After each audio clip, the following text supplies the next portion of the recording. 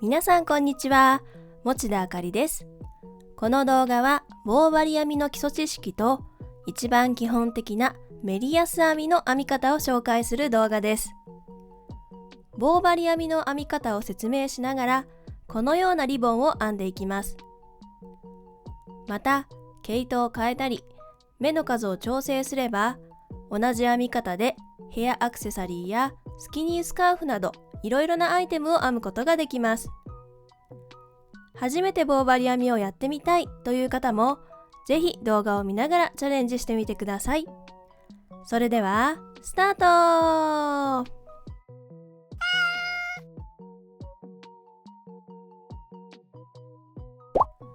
まずはこの動画の流れを説明します。まず最初に棒針編みを始めるのに必要な毛糸と道具について説明します。次に棒針編みの基礎知識について説明します。いろいろな種類がある針の使い分けや編み図の読み方の基本的な部分を説明します。そしてこのリボンを編みながら実際にどのように編んでいくかを説明します。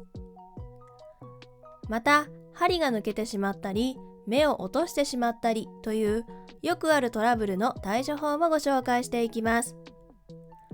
それでは早速始めましょう。棒針編みを始めるのに必要なのは毛糸と棒針です。毛糸はお好きなものをご用意ください。サンプルの作品に使用した毛糸は画像でご確認ください。用意するのはどんな毛糸でも構いませんが、初めてチャレンジする場合は並太くらいの太さの普通の毛糸で明るい色のものがおすすめです。今回はセリアで購入した気ままな羊ちゃんを使用して説明していきます。次に棒針です。毛糸の裏のラベルを確認し、そこに書いてある太さの針を用意してください。今回はダイソーで購入した 4.5mm の輪針を使用しました。棒針には玉突き針、輪針などいくつか種類があります。どんなものを購入したらよいかはこの後の棒針編みの基礎知識で説明します。棒針には大きく分けて玉突き2本針、4本針、5本針、輪針があります。すべて棒針ですが、それぞれ編めるものが少しずつ異なります。まず玉突き2本針。これは編み目が針から抜けないように玉がついている針です。マフラーやセーターなど平面を編む時のための針です。次に4本針や5本針。両側が尖っていて編む時に両側を使える針です。帽子や靴下など輪に編む時のための針です。編み針キャップを使えば玉突き針と同じように使うことができます。そして輪針。2本の針がコードでつながっている針です。襟から編むセーターや帽子など輪を編む時のための針ですが、平面も編むことができます。幅の広い平面を編む時にもおすすめです。今回編み方を紹介するリボンはどの針でも編むことができます。これから先どんなものを編んでいきたいかによってどの針を購入するのか決めてください。次に棒針編みの編み目について説明します。棒針編みのほとんどの編み目は表目と裏目でできています。表目を編むことを表編み、裏目を編むことを裏編みと呼びます。V 字のような編み目が表目、横棒のような編み目が裏目です。そしてここで重要なのが表目を裏から見たものが裏目で、裏目を表から見たものが表目ということです。つまりこの2つは全く同じ編み目で、表から見たときは表目と呼び、裏から見たときは裏目と呼ぶということです。表目をひっくり返すと裏目、裏目をひっくり返すと表目になると覚えておいてください。次に編み図の基本的な読み方を説明します。これが今回の作品の編み図です。四角一つが編み目の一目を表しています。それぞれの目でどのような編み方をするのかが記号で書かれています。基本的には編み図は下から上に向かって読んでいきます。一番下が一段目、作り目になっています。ここで重要なポイントなのは、編み図はすべて表から見た状態の記号が書かれているということです。輪に編むときは常に表を見て編んでいくことになるので、編み図の記号通りに編んでいけばいいのですが、平面を編むときは表を見て編む段と裏を見て編む段を繰り返して編んでいきます。ですので、裏を見て編む段の時は編み図記号と反対の動作をします。ということは、今回の作品の場合、編み図には表目の記号しかないのですが、裏を見て編む段の場合は表目の反対、つまり裏目を編む必要があります。この裏を見て編む段は編み図と反対の動作をするというのが棒針編みのつまずきやすいポイントなのですが、動画と一緒に編み図を確認して編んでいけば慣れることができると思いますので、まずはチャレンジしてみましょう。最後に針の構え方についてです。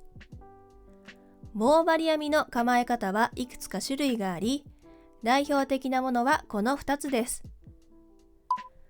フランス式は左手に毛糸をかけて編んでいくやり方で、日本の教本ではフランス式が紹介されていることがほとんどです。この動画もフランス式で編んでいきます。アメリカ式は右手で毛糸を操作して編んでいくやり方です。私はフランス式しか編めないので、やり方は紹介できないのですが、もしフランス式だと難しいと感じた場合は、アメリカ式のやり方を調べてみるのも良いかもしれません。フランス式でもアメリカ式でも出来上がる編み目や編み図の読み方は全く同じです。では、リボンを編んでいきながら、実際にどのように編んでいくかを紹介します。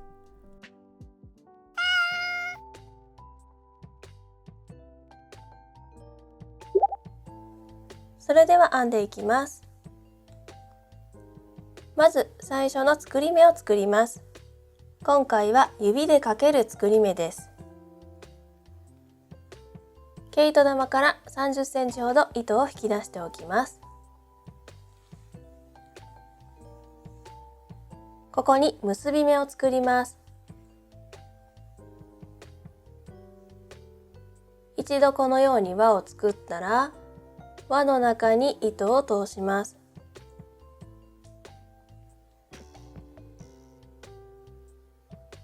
輪の中を通ったこのループを編み針にかけます。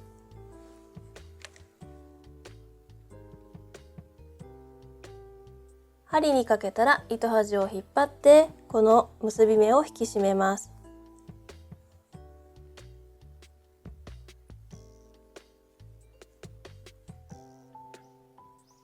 この時手前に出ている糸が糸端、奥に出ている糸が毛糸玉につながっている糸になっていることを確認してください。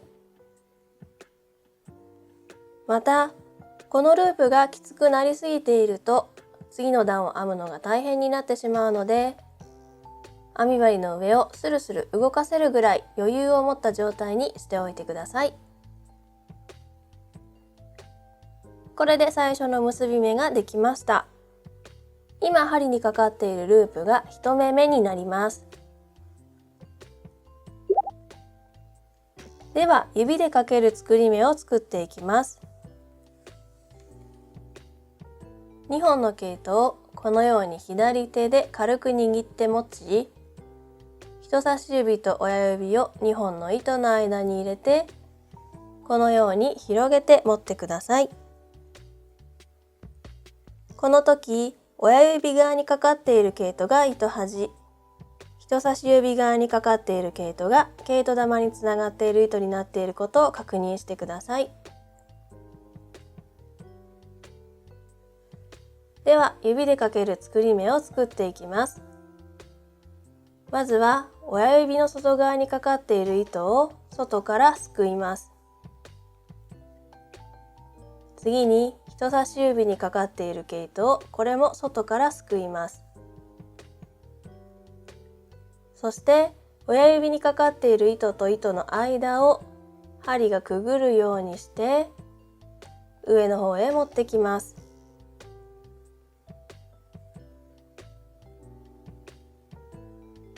ここまでできたら親指にかかっているループを離し、糸を引き締めます。これで1目できました。これが2目目になります。2目目以降もあまりきつくなりすぎないように、ループとループの間が5ミリから1センチ程度空いた状態をキープしておいてください。同じように必要な数だけ作り目をしていきます。今回は6目で編んでいきますので、あと4回同じ動作を繰り返します。まずは親指の外側の毛糸を外側からすくいます。人差し指の毛糸を外側からすくいます。親指にかかっている毛糸の間を通って針を上に持っていきます。親指にかかっているループを離して毛糸を引っ張り引き締めます。この時前のループとの間は5ミリから1センチ程度間が空いた状態をキープしておいてください。親指の外側の毛糸をすくって人差し指の毛糸をすくいます。親指の間を通ってから親指の糸を外します。引き締めた時は前のループとの間が5ミリから1センチ程度空くようにしておきます。親指の毛糸、人差し指の毛糸、親指のループをくぐって親指のループを離して引き締めます。次が最後です。親指の毛糸、人差し指の毛糸、ループをくぐって親指のループを離し引き締めます。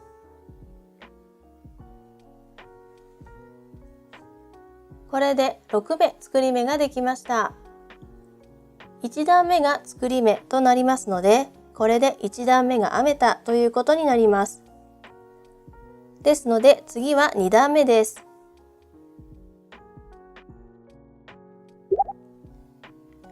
2段目を編みます。棒針編みはこのように針をハの字に構えて編んでいきます。作り目がある方の針を左手に持ってください。左手にある目を編みながら右の針に移していきます。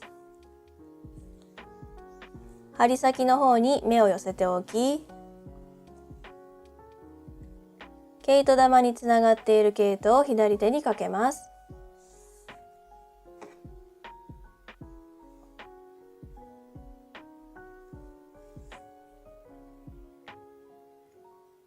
これが基本の構えです。棒針編みは大きく分けてフランス式とアメリカ式という2種類の持ち方があります。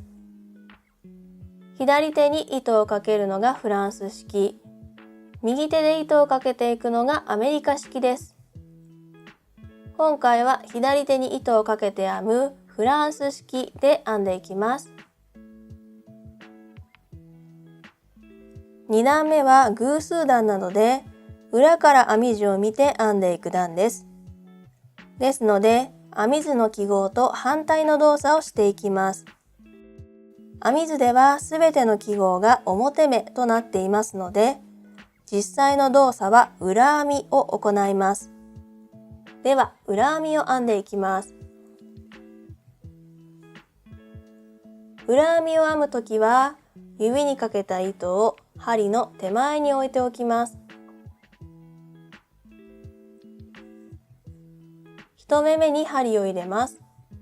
今回は分かりやすいようにこの糸を少し避けておきます。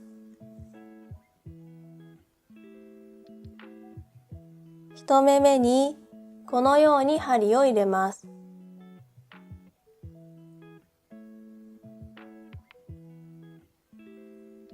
針を入れたら、指にかけた糸を下からすくうようにして右の針にかけます。今針にかけた糸が針から落ちないように注意しながら、ループの中から糸を引き出します。このままの状態だとすぐに糸が抜けてしまうので、左手の人差し指を手前に折るような感じにすると糸が抜けにくくなります。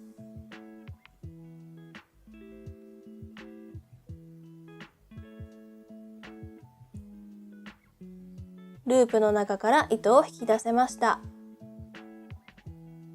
糸を引き出したら、左の針にかかっていたループは針から落とします。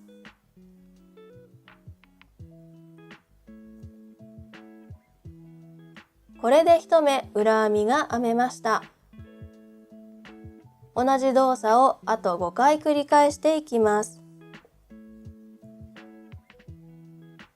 左針のループに上から針を入れます。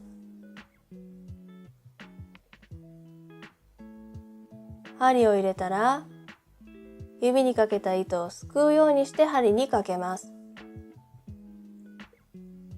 左手の人差し指を前に折って糸が落ちないようにしたら、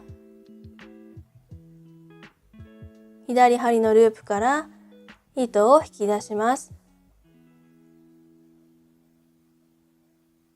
引き出せたら、左の針にかかっていたループを針から落とします。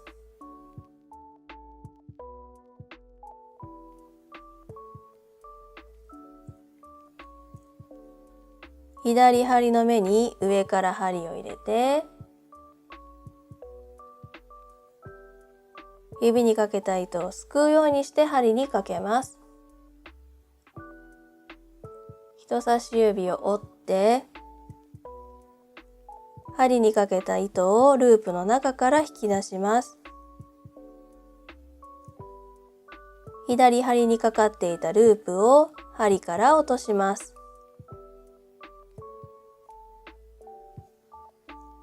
左の針のループに上から針を入れて、指にかけた糸を下からすくうように針にかけます。人差し指を前に折って、針にかけた糸をループの中から引き出します。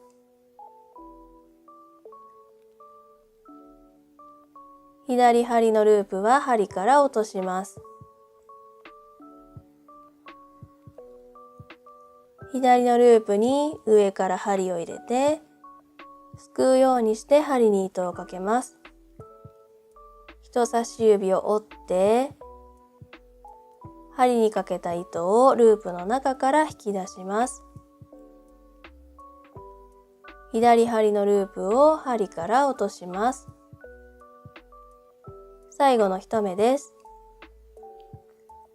左針のループに上から針を入れて、指にかけた糸をすくうようにして針にかけます。人差し指を折って針にかけた糸をループの中から引き出します。左の針にかかっているループを針から落とします。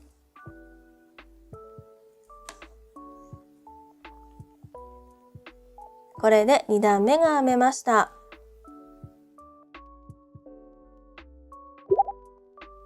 3段目を編みます。編み地の向きをひっくり返して今度は左手に編み地を持ちます。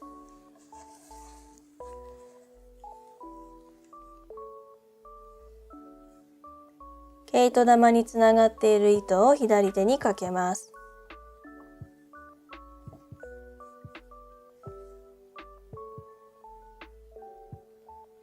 3段目は奇数段です。奇数段は編み地を表から見て編む段ですので、編み図の記号通りに編んでいきます。編み図の記号はすべて表目になっていますから、すべての目を表編みすればよいということです。では表編みを編んでいきます。表編みを編むときは、指にかけた糸が針の向こう側にある状態にしておきます。左の針のループにこのように針を入れます。指にかけた糸を上から押すようにして針に糸をかけます。今針にかけたループが針から落ちないように注意しながら左針のループから引き出します。引き出せたら左針のループは針から落とします。これが表編みです。あと5回同じ動作をしていきます。左針のループに下から針を入れ、指にかけた糸を上から押すようにして針にかけます。針にかけた糸が落ちないように注意してループの中から糸を引き出します。引き出せたら左の針にかかっているループは針から落とします。左の針のループに下から針を入れ、指にかけた糸を上から押すようにして針にかけます。針にかけた糸を左針のループから引き出して、引き出せたら左の針のループは針から落とします。左針のループに下から針を入れ、押すようにして針に糸をかけます。ループの中から糸を引き出して、左針にかかっていたループを針から落とします。左針のループに下から針を入れ、押すようにして針に糸をかけます。ループの中から糸を引き出して、左針のループを針から落とします。次が最後の1目です。ループの下から針を入れ、押すようにして針に糸をかけます。糸をループから引き出して、左針のループは針から落とします。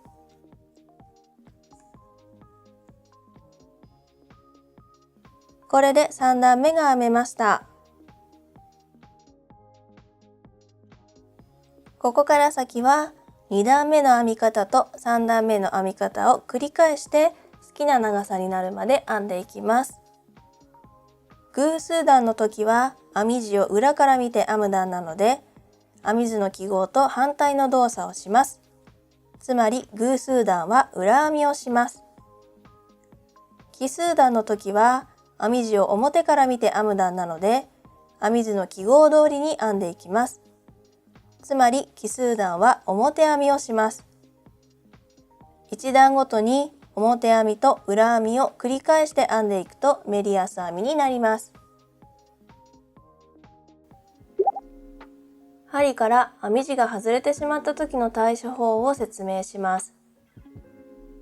このように針から編み地が落ちてしまったら、毛糸を引っ張りすぎないように注意しながら、針で一つずつループを拾っていきます。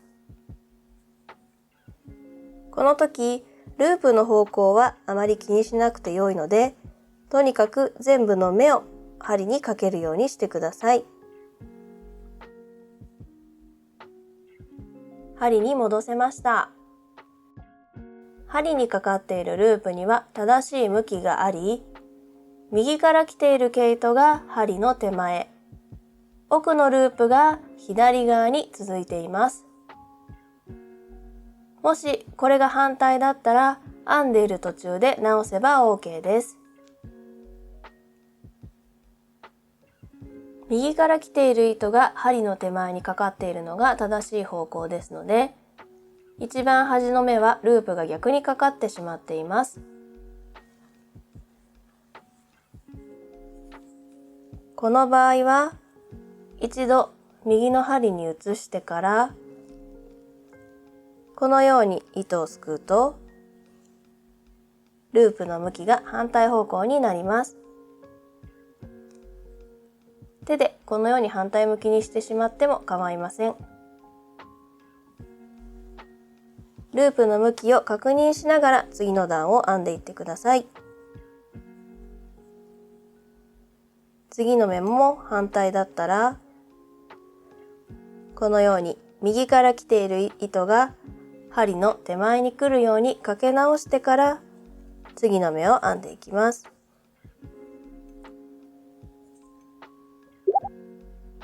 途中で目を落としてしまった時の対処法を説明します。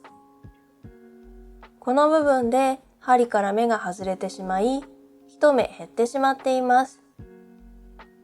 この場合はかぎ針を使うと直すことができます。まずは目を落としてしまったところまでこの段を編み進めていきます。4目目を落としてしまっているので、まずは3目目まで編んでいきます。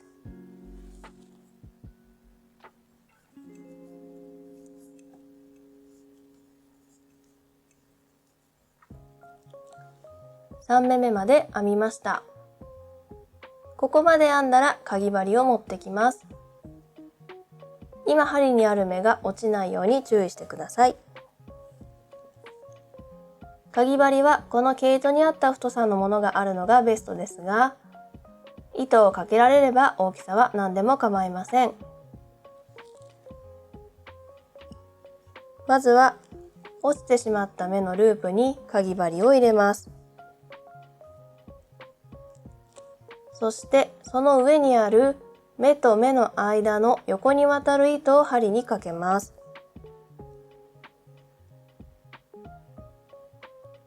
針にかけたらループから引き抜きます。同じ動作を繰り返します。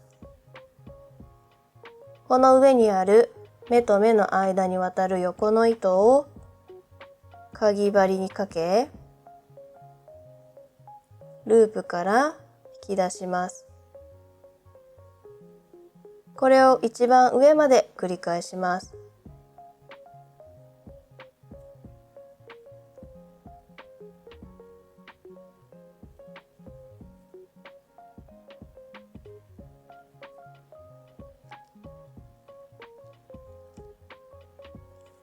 一番上まで編めました。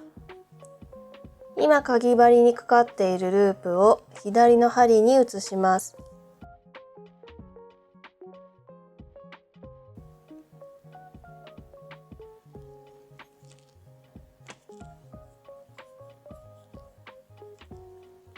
針に移すときは右側につながっている糸が針の手前になるようにループの方向を整えてください。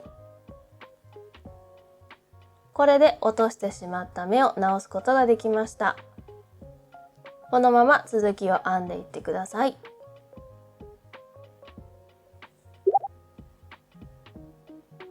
編み進めていくと編み地がこのように自然と丸まってしまいますが、これはメリヤス編みの特性です。誰が編んでもこのように編み地が丸まっていきますので心配はいりません。編んでいる途中で毛糸を変える方法を紹介します。毛糸を変えたい段を編み終わったら、糸端を10センチほど残して毛糸をカットします。次に使いたい毛糸を持ってきて、この部分で軽く結び目を作ります。この結び目は後でほどきますので、あまりきつく結ばないように注意してください。あとはこのまま新しい毛糸で編んでいけば OK です。この部分はすべて編み終わった後に結び目をほどいて糸始末します。十分な長さまで編めました。一番最後の段の編み方と編み終わり方を説明します。編み終わるときは表目を編む段で編み終わってください。最後は伏せ目で伏せていきます。まずは1目めと2目めを表編みします。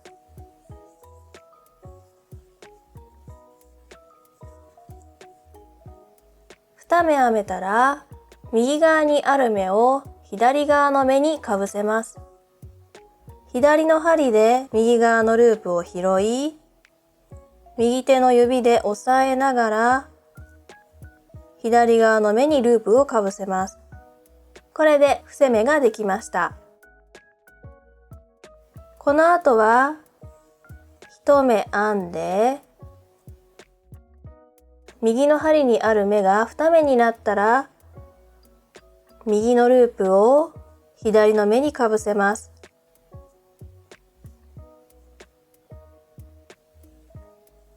1目編んで、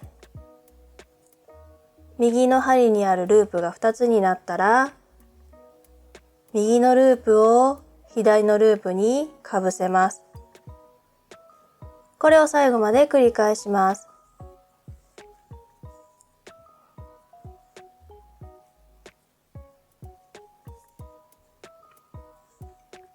一番最後の目を表編みしたら、右のループを左のループにかぶせます。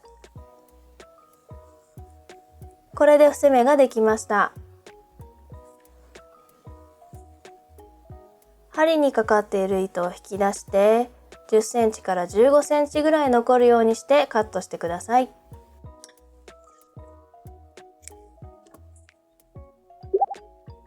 糸端をとじ針に通します。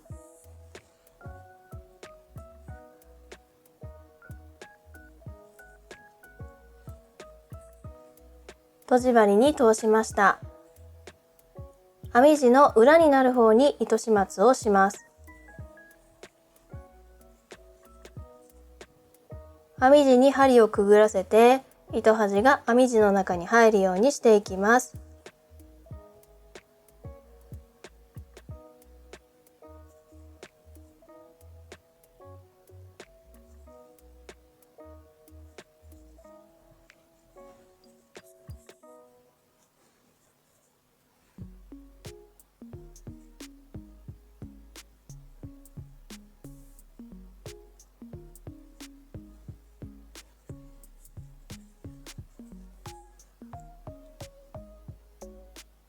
編み地の中に糸端が入ったら針を抜いて編み地が突っ張ったりしていないかなじませていきます。大丈夫そうだったら余った糸端をカットします。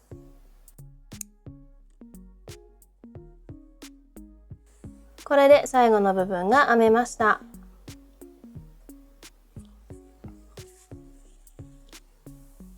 編み始めのところに出ている糸端も同じようにとじ針に通して裏面に糸始末してください。糸始末ができたら完成です。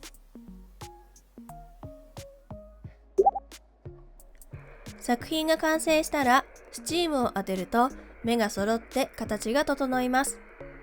スチーマーでスチームを当てるか、普通のアイロンを使ってアイロンが直接触れないようにスチームだけを当てます。ピンを打って形を整えてからスチームを当てると、より形が整います。これで完成です。